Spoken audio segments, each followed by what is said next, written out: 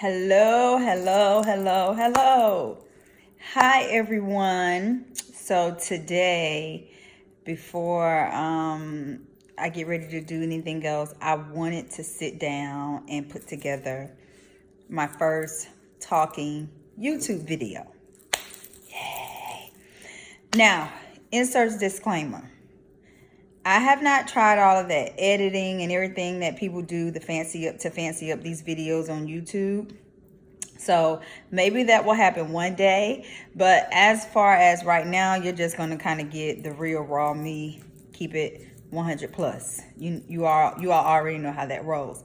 YouTube is a little different because what I put out here is not just specifically for the training for my life people. Somebody else might see this video and don't really know the background with everything that we have going on Instagram, and they insert their opinion, so forth and so on.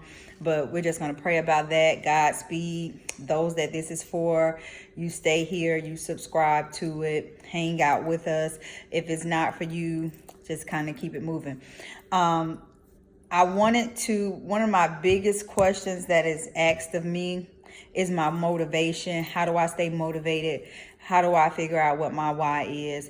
And this is going to come in a series of videos because my story is so heavy. Years ago, I started writing a book. I've never finished it. I put it down, and maybe one day I'll get back inspired because the things that God has laid on my heart, I want to complete those things. And that's one of them, is telling my story. But I'm going to do some of it verbally to you. And as I start to explain what keeps me going, what keeps me motivated, I am going to be drinking a little bit of my LaCroix here, and I'm going to watch the time. So I'm going to keep this video at about 10 minutes, and then maybe tomorrow or the next day, I'll continue to add to my why. So in order for you to understand my why, I must go back and explain to you my background, where I come from, because it has a lot to do with how I stay motivated and how I keep myself going.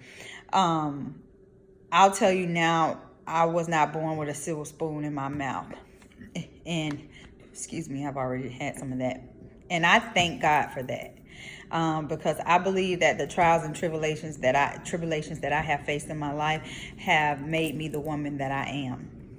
And I want to be very transparent because I'm always that way. I don't look like anything that I've been through, anything that I've endured. And that's all by the grace of God. And I know that if He can give me the strength to do the things that I do, I know He'll do that with you and anybody else. God has no respect of person, okay? And before I started telling my weight loss story, I started asking God. I said, God, how can I repay you for giving me the strength to endure, to get this weight off of me and to get healthy? And we can never repay Him for the things He's done. But what you can do, Denisha, is to tell somebody. And without the permission of my family, you all know I tell you all of their business. And I just put myself out there. And I've had some bad things here and there, some little, remarks here and there, but most of it has been good. And so, to me, that's just confirmation from God that I'm doing what He said it was okay for me to do. And He's covered me.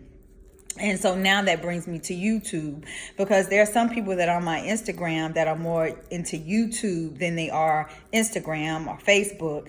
And I run this show by myself. So, and I want it to stay authentic. I don't want anybody to be posting for me or to be doing anything for me. So, I have to find a way to get my message out and to not wear myself out and say, oh, I got to take a social media break. It's too much. Because you all inspire me. And so I want to be here with you. I want to post because you keep me motivated. You've kept me motivated for the last 5 or 6 years of me being on Instagram. So I don't want to go away. But placing things on YouTube will give me the opportunity to send people to YouTube, and then it can replay over and over and over again, right?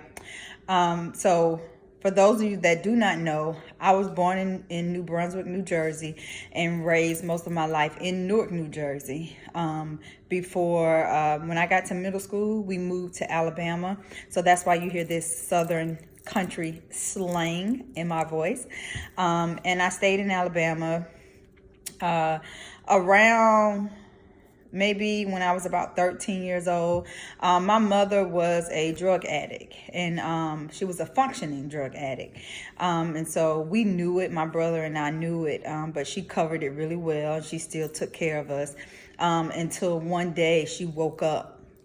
And she said, and she went and didn't say anything to us, but she went to the police department and had them to take her to the hospital, where she checked herself into the hospital and pretty much said, she couldn't do this anymore. And at that point, we were sent into foster care.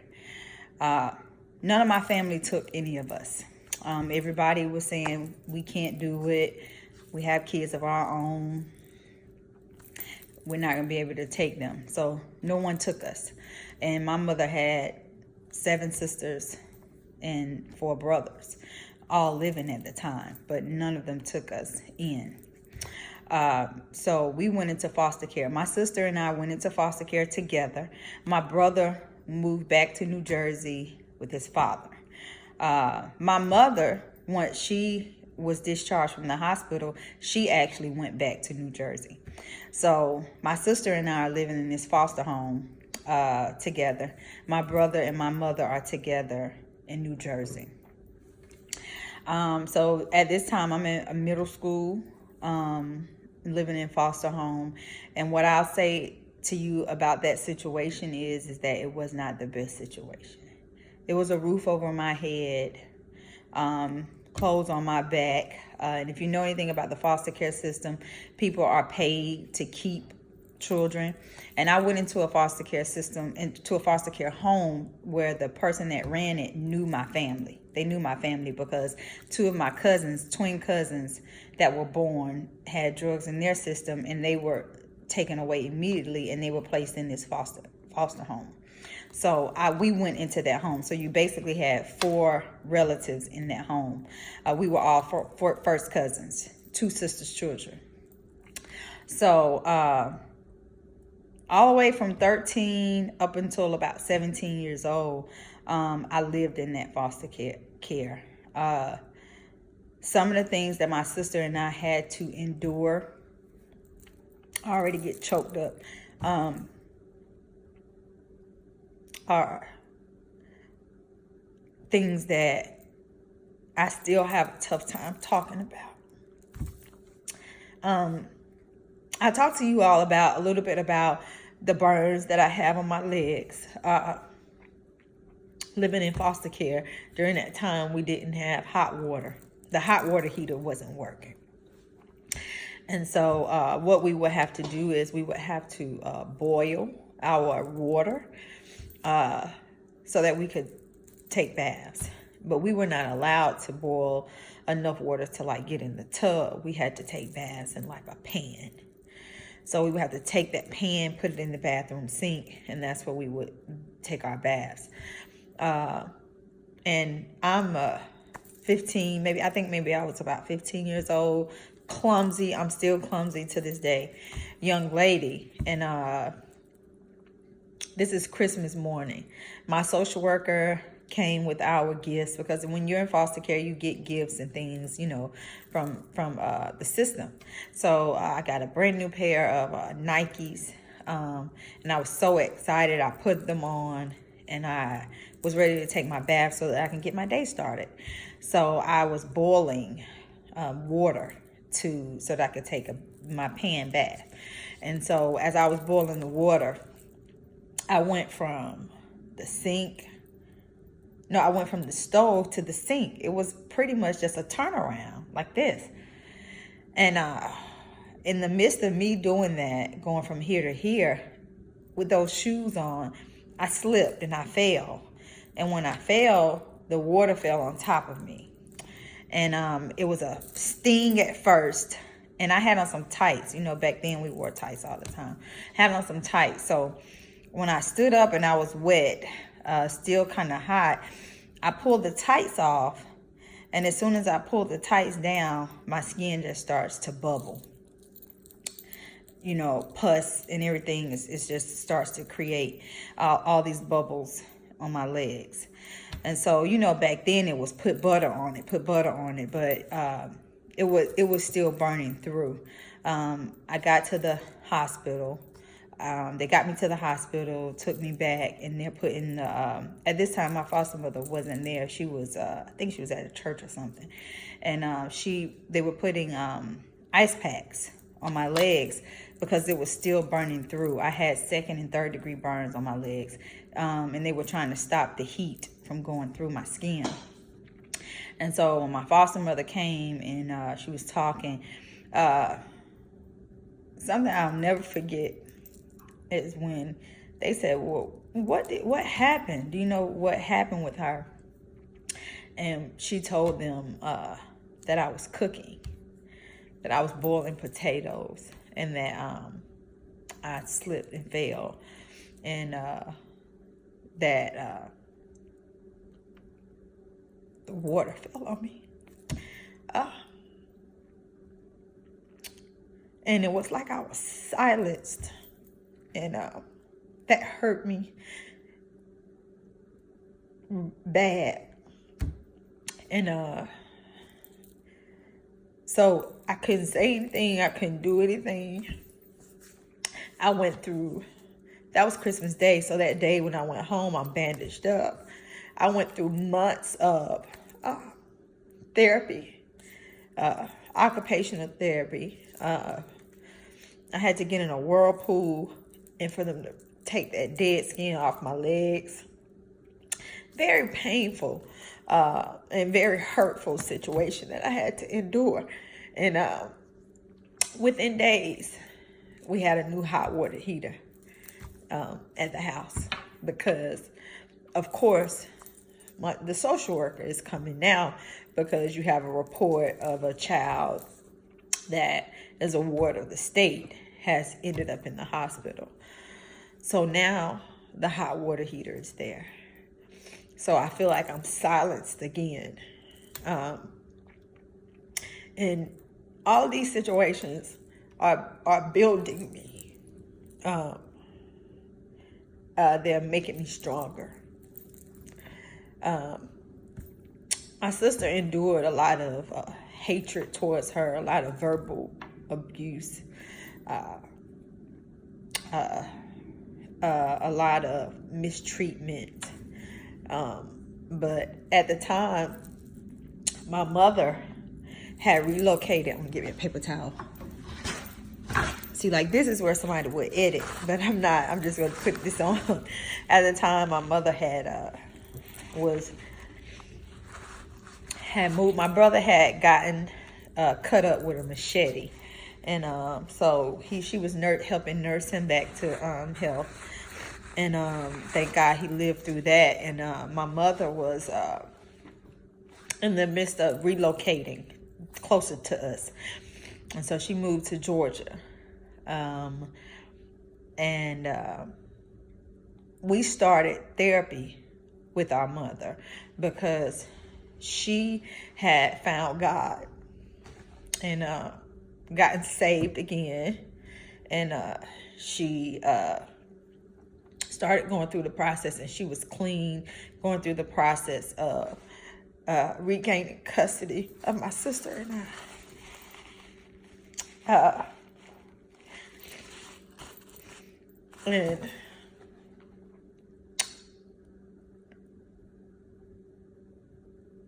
I love her dearly for that. And I have, and I'll say this about my mother, I've never blamed her. I've never placed any fault on her because that was her life. That was what she was going through. And she also has a past and a childhood and growing up really hard in New Jersey and things of that nature. But I commend her for coming back to get us. She didn't forget about us. That's another piece of my strength. where it comes from. When I don't have my wig on, do you see how my veins pop out? It's crazy. You can see more of my face when my hair is braided or something. But I really commend her for having the strength to tap back into her love for Christ, to get clean, and to come back and get us. She didn't forget about us. And I found strength in that. I continued to endure what I was enduring because she never forgot about us. There were parts of that house that we had to live in, sleep in. When people add on or close in the garage part of their homes, if you don't do proper insulation, then it's either freezing or burning up, depending on whatever the season is. And we had to endure all of that. You know, if it was cold, it was outside, it was cold in there. If it was hot outside, it was hot in there. And many times it was a door that would go into the house. That door that went into the house, it would be locked. So we could only have access to the part that where the garage is, where we were actually sleeping, where our beds were. That's all we had access to until someone got home to open the other part of the house. But then again, that's where I pulled my strength from. God kept me through all of that. As we're going through counseling, because it's just a process. Oh gosh, it's a process that we have to go through as we're going through counseling with our mother. These sessions, it's getting harder and harder in the foster home. Because one thing I'll say is going into foster care at 13, I knew my mother. I already knew who my mother was. I already had a relationship with her. She's taken care of me for 13 years. I won't go into a foster home and call anybody mom. I know who my mother is. So the most I could call her was aunt. That's all she could get from me.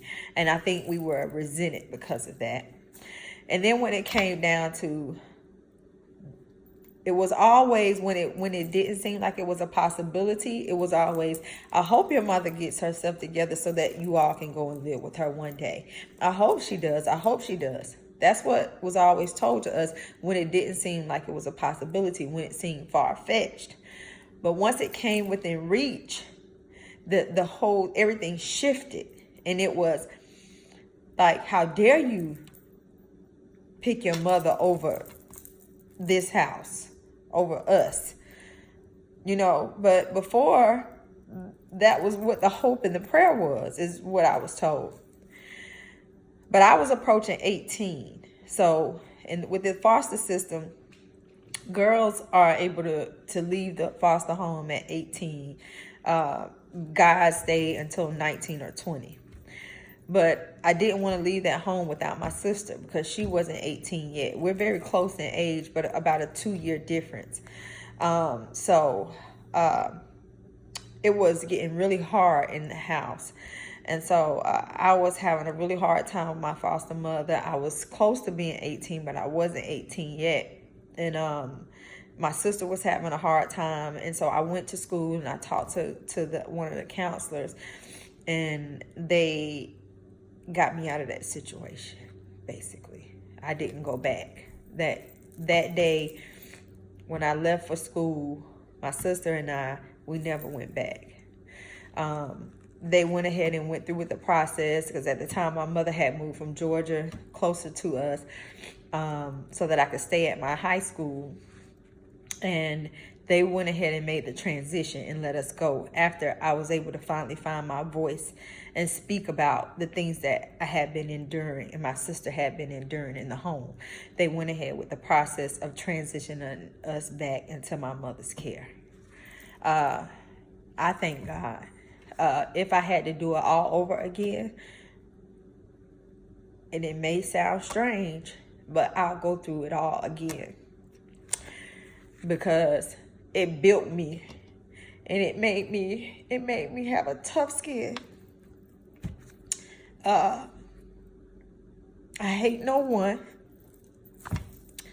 It is what it is. Everybody has to give an account for the things that they've done or things they've done to other people.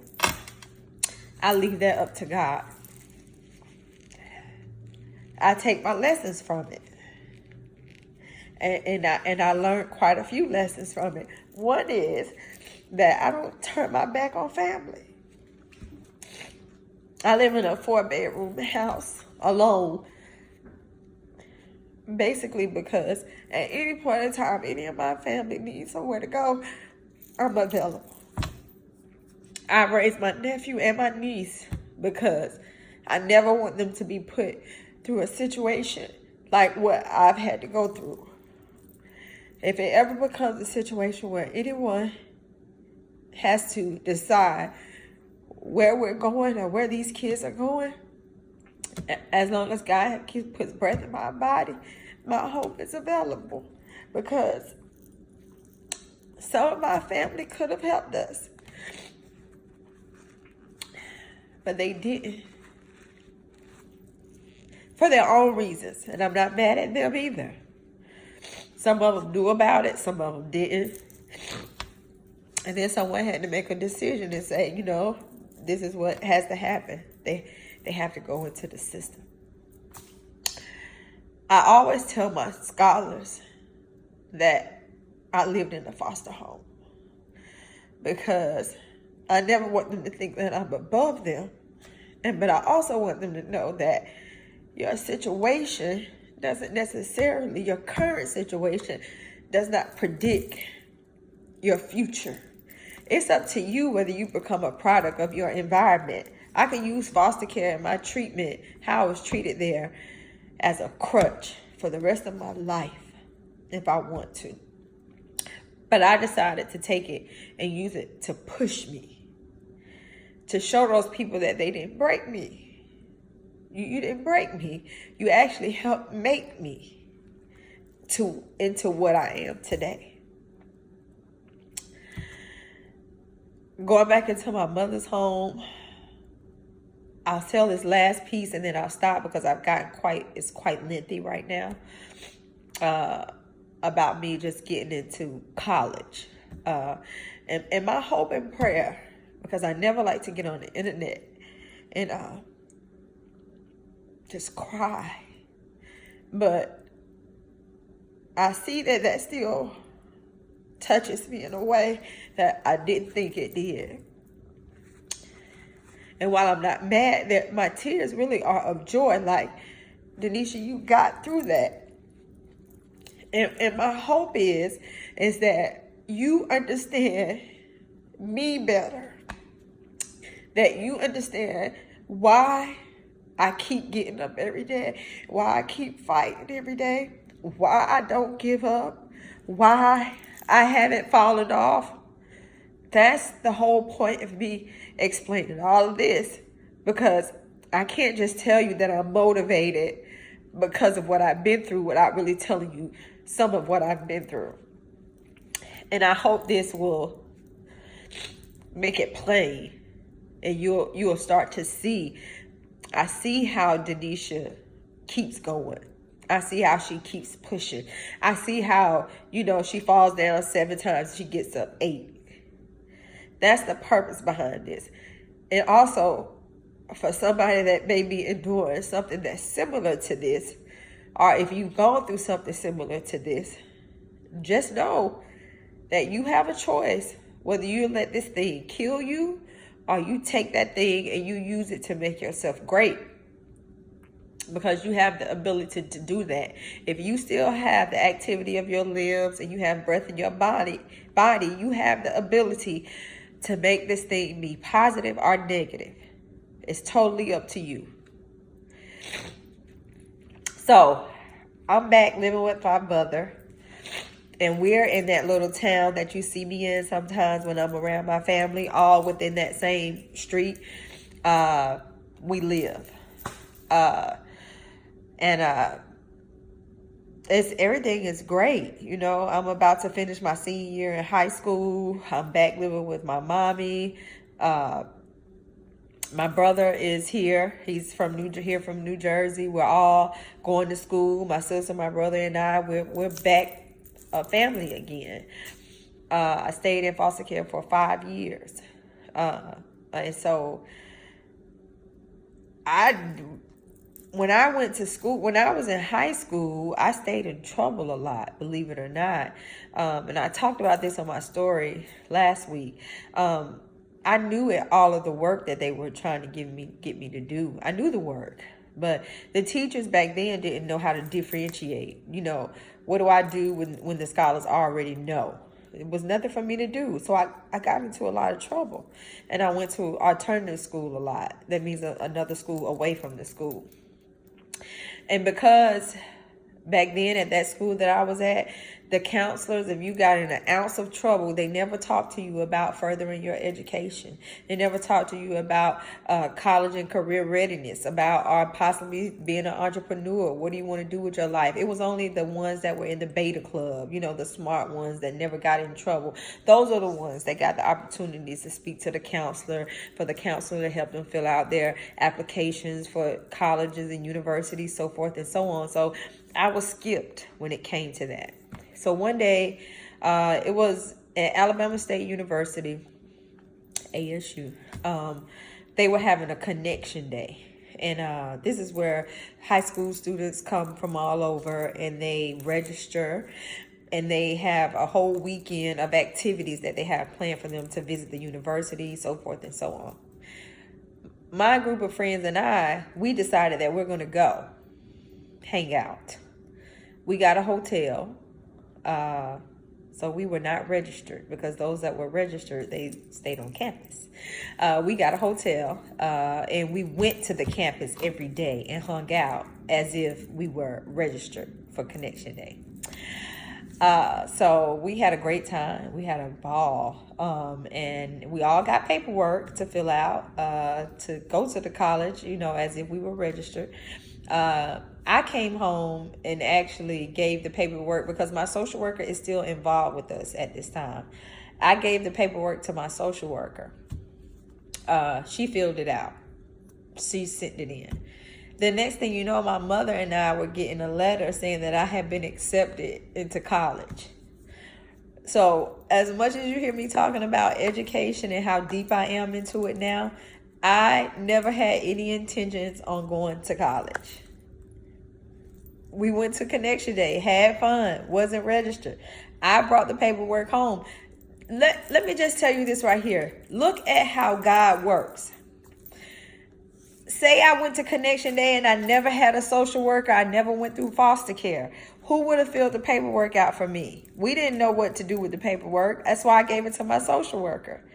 I wouldn't have had a social worker had I not went into foster care. Do you see how this is why I wouldn't want to erase any of that? Everything happened for a reason. God already knew the plan for my life, and I just had to go through some stuff to get to it, right? So my social worker filled it out. I got a letter. The next thing you know, my mother started pulling her resources together. She started saying, I'm going to get this $100 deposit for your dorm. By the blink of an eye, it was that summer. I didn't even take the summer off. I went that summer. I started my first semester in college that summer after I graduated from high school. I went to college.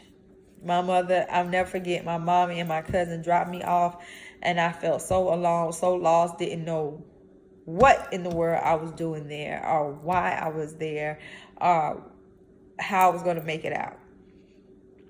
Didn't have knowledge of what a GPA was because my counselor never talked to me about that. No knowledge of what classes I need to be taking. No knowledge of what I wanted to be. I was just there. And my mother was the proudest mother. She was ecstatic. I mean, she was elated. She was super happy that she was taking her daughter to college. She told everybody that she came in contact with that I was going to college. And so now all I know is I have to do this thing. I don't know how I'm going to do it or what I'm doing, but I'm going to do it. And now I'm an adult at Alabama State University on my own, and I got to figure this thing out. So I'll stop right there for part 1 of my why and what keeps me motivated. Part 2, we'll pick up with me being in college, the process of that, and then what happens as I, leave college and start my first job and start to talk about a little more about my weight in part 2. Not sure how many parts this is going to be, because it's all I know is it's going to help somebody. It's going to help somebody. And what I will say is, don't feel sorry for me. Find your truth. Tell your truth. Stand on your truth. Don't let anybody silence you, because it could help somebody else. It might help somebody else. And that's what my motto and my goal is to always try to be a help to the next person.